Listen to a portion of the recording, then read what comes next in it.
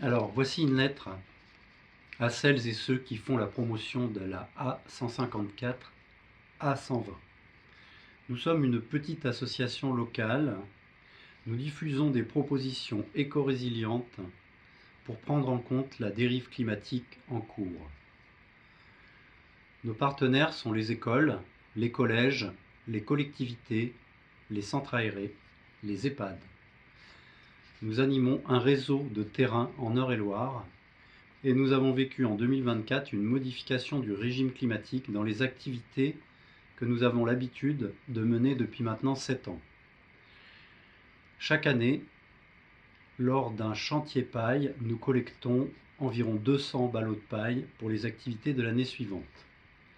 Cette paille est pour nous une ressource. En 2024, avec 37 degrés, le 30 juillet, en phase humide, qui correspond à 45 degrés ressentis, nous avons eu des malaises parmi nos bénévoles lors de ce chantier. La mort rôdait autour de nous. Des poulets, plus de 45, se sont entassés dans un coin de leur enclos et sont morts sur place, et cela à quelques dizaines de mètres de notre chantier. Il avait plu 40 mm 3 jours auparavant, et l'orage menaçait dans la soirée.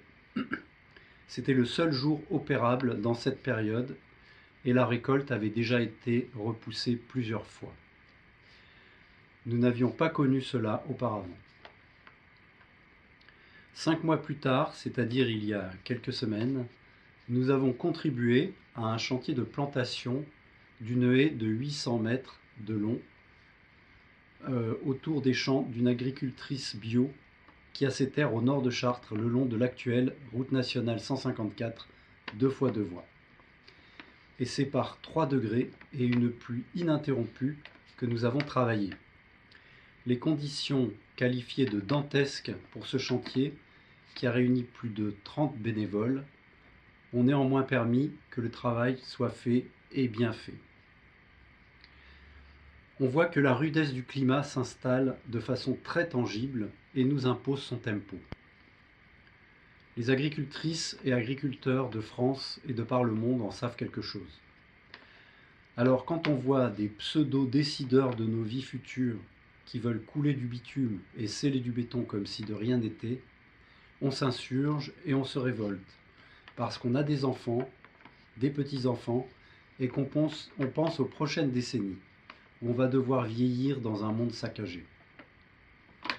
Il est temps de se lever et de relever le gant pour aller au combat, le combat pour la vie, le combat pour une autre destinée, celle des interactions entre femmes et hommes de bonne volonté, celle de la réorientation des moyens et des ressources encore disponibles.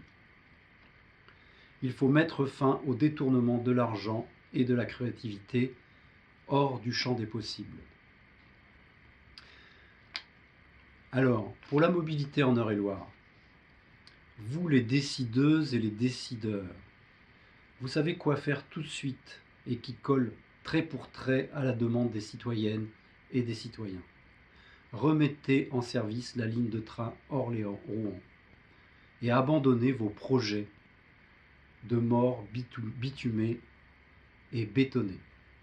Ou bien allez au diable.